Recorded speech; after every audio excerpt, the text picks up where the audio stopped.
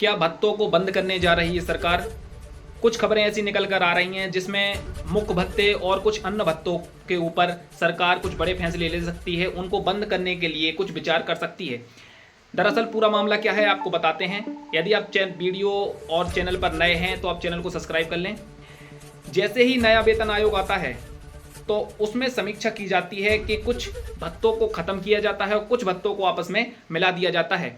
7th पे commission में भी कुछ इस प्रकार हुआ था।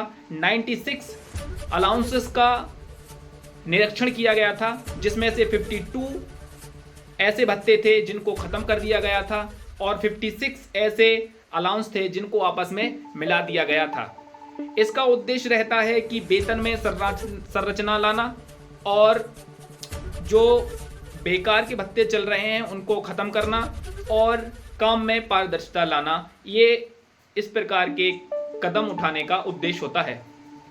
8th पे कमीशन में भी कुछ बातें सामने आ रही हैं।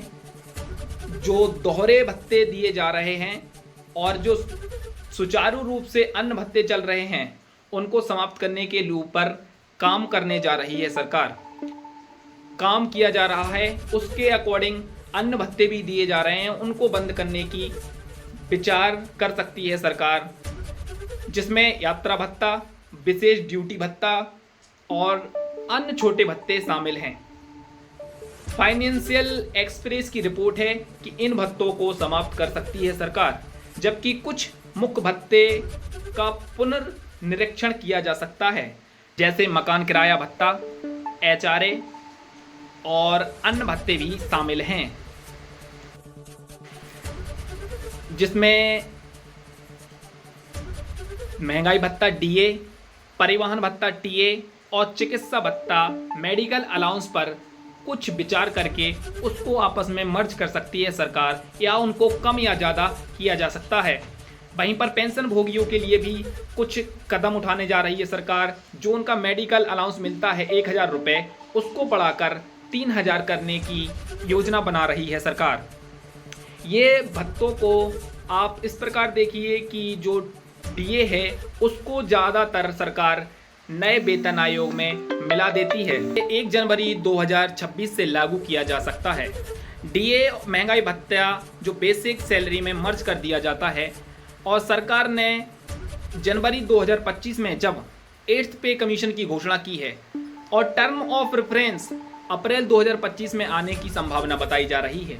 यदि सारा काम समय पूर्वक चलता रहा तो 8th पे कमीशन को लागू होने के लिए 1 जनवरी 2026 का समय लगेगा, परंतु एक रिपोर्ट के मुताबिक बताया जा रहा है कि अभी तक टर्म ऑफ रेफरेंस जारी नहीं हुआ है, ना ही अभी तक कमेटी का गठन किया गया है, ना ही अभी तक पदाधिकारियों की नियुक्ति की गई है, जिससे ये समझ में आ रहा है कि 8th पे कमीशन को समय पर लागू होने में देरी हो सकती है, जो 2026 से लेकर 2027 तक भी जा सकता है।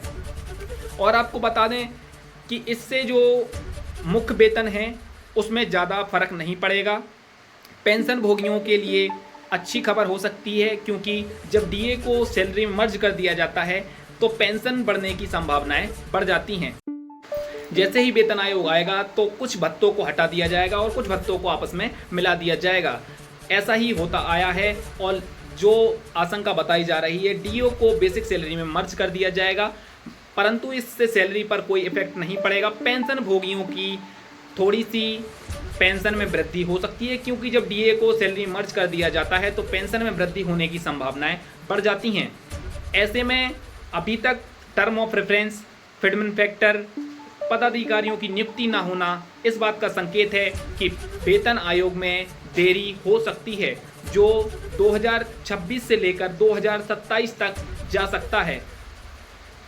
बहुत सारे यूनियन ने सरकार को पत्र लिखा है और 15 अगस्त तक का अल्टीमेटम दिया था, उसके बाद वो धरने की बात कर रहे थे। अब देखते हैं आगे क्या होता है, सरकार इसको लागू कब तक करती है, और जब इसके बारे में जो भी आगे की जानकारी आएगी आपको बता दिया जाएगा। तब तक के लिए बहुत बहुत धन्यवाद।